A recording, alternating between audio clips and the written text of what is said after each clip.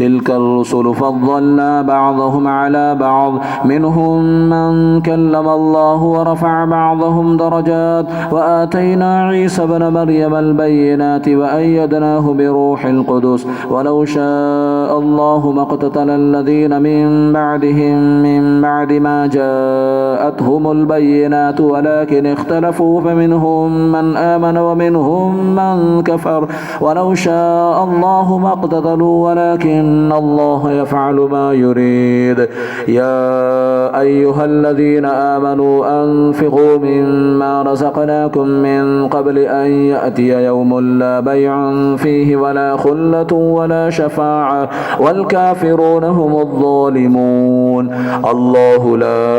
إله إلا هو الحي القيوم لا تأخذه سنة ولا نوم له ما في السماوات وما في الأرض من ذا الذي يشفع عنده إلا بإذنه يعلم ما بين أيديهم وما خلفهم ولا يحيطون بشيء من علمه إلا بما شاء وسع كرسيه السماوات والأرض ولا يؤوده حفظهما وهو العلي العظيم لا إكراه في الدين قد تبين الرشد من الغي فمن يكفر بالطاغوت ويؤمن بالله فقد استمسك بالعروة الوثقى لا انفصام لها والله سميع عليم الله ولي الذين آمنوا يخرجهم من الظلمات إلى النور والذين كفروا أولياؤهم الطاغوت يخرجونهم من النور إلى الظلمات أولئك أصحاب النار هم فيها خالدون ألم تر إلى الذي حاج إبراهيم في ربه أن آتاه الله الملك إذ قال إبراهيم ربي الذي يحيي ويميت قال أنا أحيي وأميت قال إبراهيم فإن الله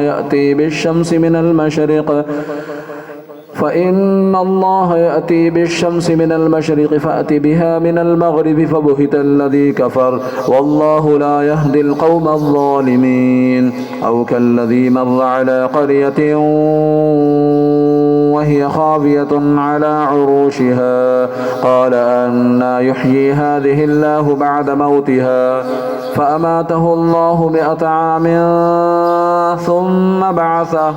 قال كم لبثت قال لبثت يوما أو بعض يوم قال بل لبثت 100 عام فانظر إلى طعامك وشرابك لم يتسنه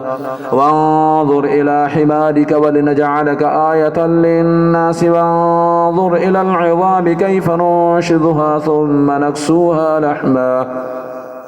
فلما تبين له قال أعلم أن الله على كل شيء قدير وإذ قال إبراهيم رب أرني كيف تحيي الموتى قال أولم تؤمن قال بلى ولكن ليطمئن قلبي قال فخذ 4 من الطير فصرهن إليك ثم اجعل على كل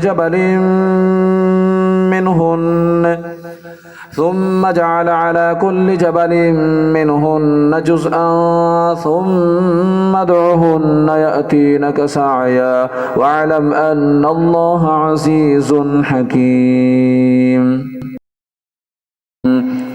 مثل الذين ينفقون أموالهم في سبيل الله كمثل حبة أنبتت 7 سنابل في كل سنبلة 100 حبة والله يضاعف لمن يشاء والله واسع عليم الذين ينفقون أموالهم في سبيل الله ثم لا يتبعون ما أنفقوا منا ولا أذى لهم أجرهم عند ربهم ولا خوف عليهم ولا هم يحزنون قول معروف ومغفرة خير من صدقة يتبعها أذى والله غني حليم يا أيها الذين آمنوا لا تبطلوا صدقاتكم بالمن والأذى كالذي ينفق ماله رئاء الناس ما له رئاء الناس ولا يؤمن بالله واليوم الآخر فمثله كمثل صفوان عليه تراب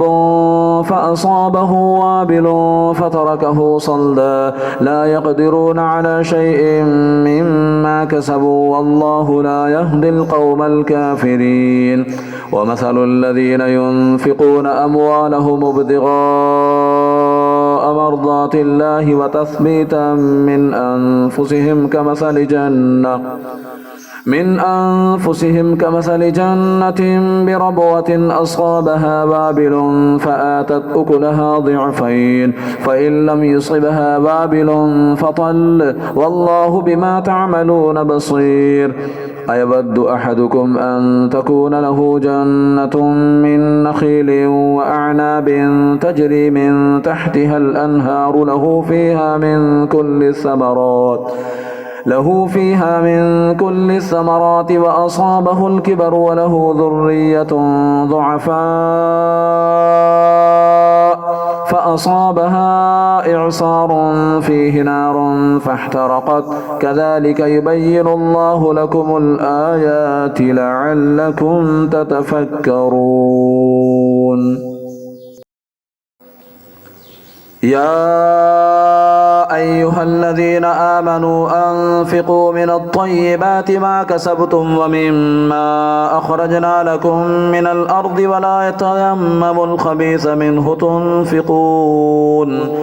ولا تيمموا الخبيث منه تنفقون ولستم بآخذيه إلا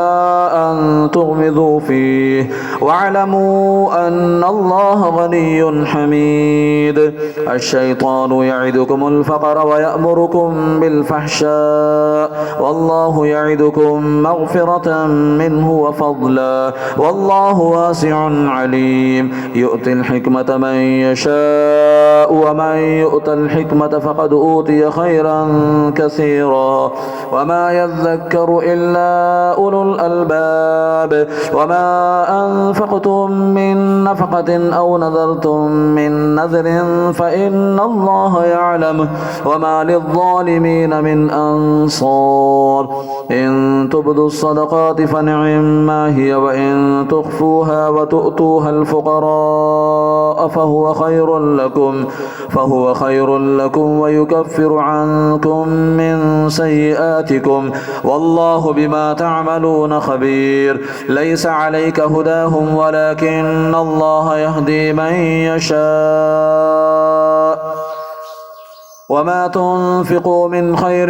فلأنفسكم وما تنفقون إلا ابتغاء وجه الله وما تنفقوا من خير يوفى إليكم وأنتم لا تظلمون للفقراء الذين أحصروا في سبيل الله لا يستطيعون ضربا في الأرض يحسبهم الجاهل أغنياء من التعفف